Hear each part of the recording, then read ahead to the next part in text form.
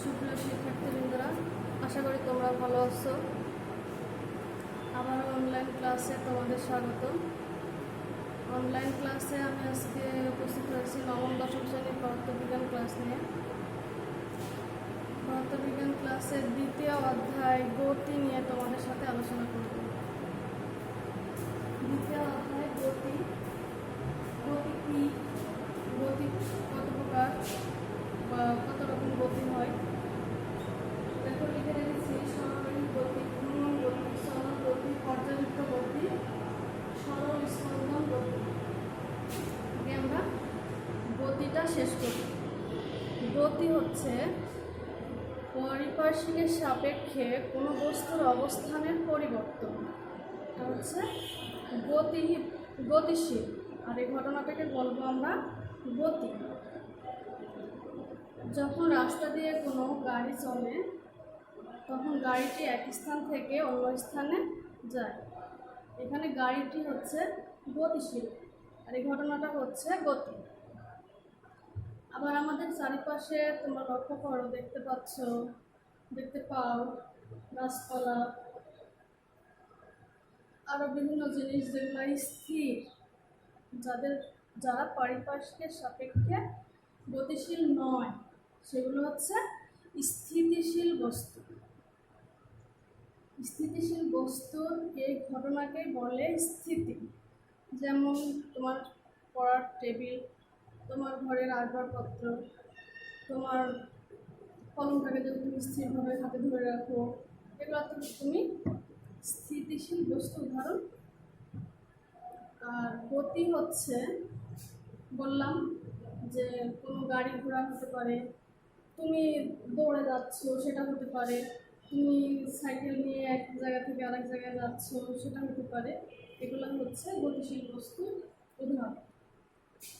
আর গতিশীল বস্তু কী কী হয়?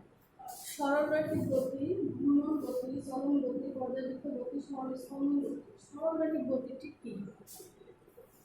সরলরৈখিক গতিটা হচ্ছে সে গতি যখন কোনো বস্তু একটি সরল রেখা বরাবর গতিশীল থাকে। কোনো বস্তু যখন সরল রেখা বরাবর গতিশীল থাকে সেটা হচ্ছে সরলরৈখিক গতি।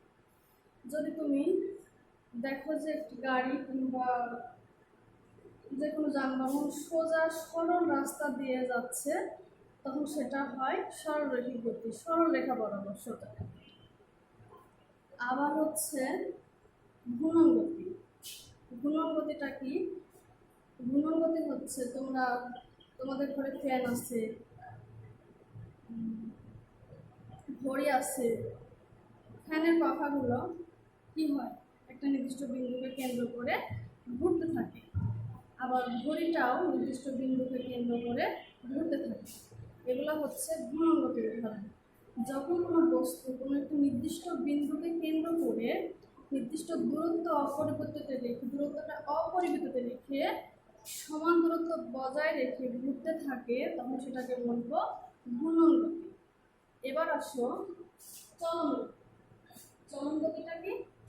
চলন গতিটা হচ্ছে কোনো বস্তু যদি এমনভাবে চলতে থাকে যে কোনো বস্তুর কণাগুলা, মানে বস্তুটার সব কণাগুলাই একই সময়ে একই দিকে সমান দূরত্ব। যেমন লক্ষ্য করো, যখন আমরা বোর্ডে তোমাকে লেখাগুলো দেখো মুছে গ্যাসটাকে যদি আমি এভাবে নিই বা এভাবে নিই, তাহলে দেখো একটা বস্তু, এই বস্তু ক্ষুদ্র ক্ষুদ্র কণা দ্বারা গঠিত। ওই কণাগুলো সমান সময়ে সমানভাবে একই দিকে চলে, তাহলে এটাকে বলি আমরা চলন গতি। এবার আসছে পর্যাবৃত্ত গতি। পর্যাবৃত্ত গতিটা কি? যেটা পর্যায়ক্রমে আবর্তন করবে সেটা হচ্ছে পর্যাবৃত্ত গতি। এখানেও তুমি ফ্যানের কথা কল্পনা করতে পারো, ঘূর্ণন গতির ক্ষেত্রে যেরকম আমরা বলেছি। তো এখানে হচ্ছে একটা পার্থক্য হচ্ছে এই পর্যাবৃত্ত গতি, ফ্যানের পাখাগুলা একটা নির্দিষ্ট বিন্দুকে নির্দিষ্ট সময় অন্তর অন্তর ওই বিন্দুটাকে অতিক্রম করবে। যেমন দেখো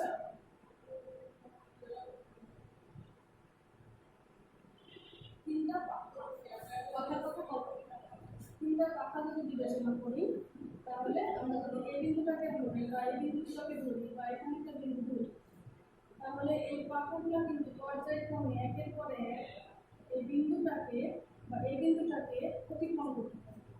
এটা হচ্ছে পর্যায়বৃত্ত বলা। আবার সূর্যের চারিদিকে পৃথিবীর গতিটাকেও আমরা কল্পনা করতে পারি। এগুলো হচ্ছে পর্যায়বৃত্ত গতি। এবার আসো সরল স্পন্দন গতি। সরল স্পন্দন গতিটা কি? পর্যায়বৃত্ত গতি সম্পন্ন কোনো বস্তু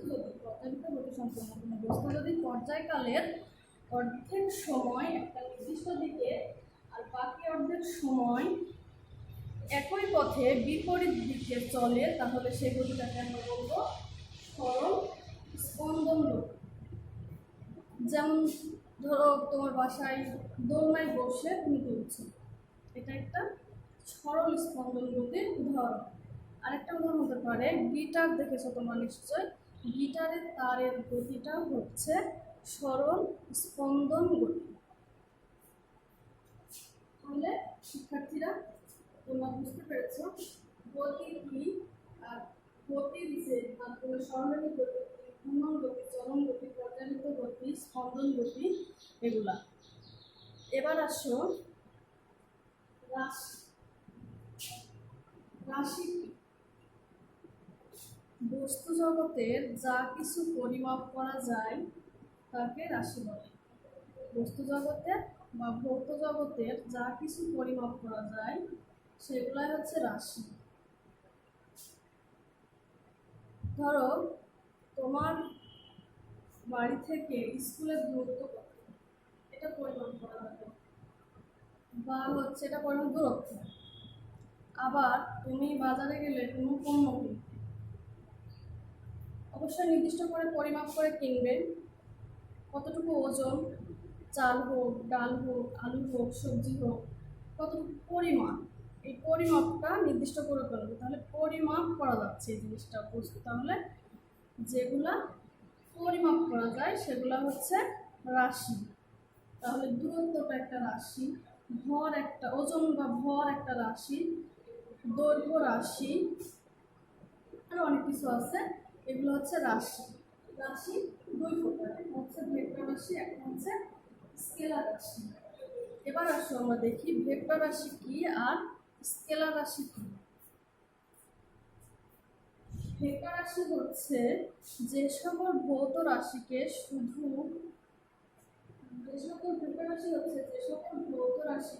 প্রকাশ করার জন্য, সম্পূর্ণ প্রকাশ করার জন্য মান ও দিক উভয় প্রয়োজন হয়। মানও লাগবে, দিকও লাগবে।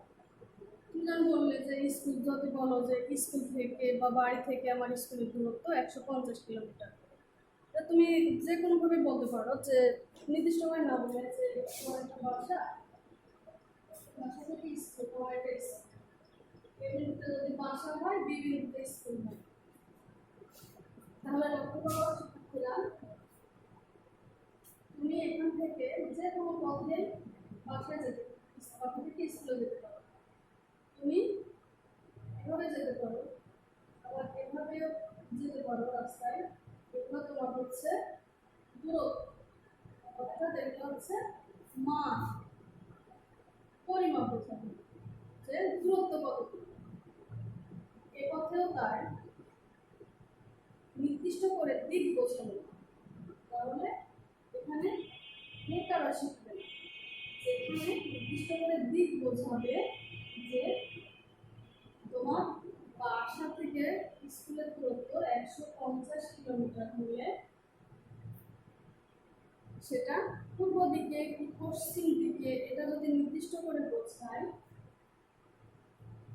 যেমন পূর্ব দিক, এটা যদি নির্দিষ্ট করে বোঝায়, তাহলে সেক্ষেত্রে মান ও দিক উভয় প্রয়োজন হচ্ছে, সেখানে হবে ভেক্টর রাশি। আর যখন কোনো ভৌত রাশিকে শুধুমাত্র মান দিয়ে প্রকাশ করা যায়, সেটা হচ্ছে স্কেলার রাশি। তাহলে আমাদের স্কেলার রাশির ক্ষেত্রে শুধু মানের প্রয়োজন, আর ভেক্টর রাশির ক্ষেত্রে মান ও দিক উভয় প্রয়োজন।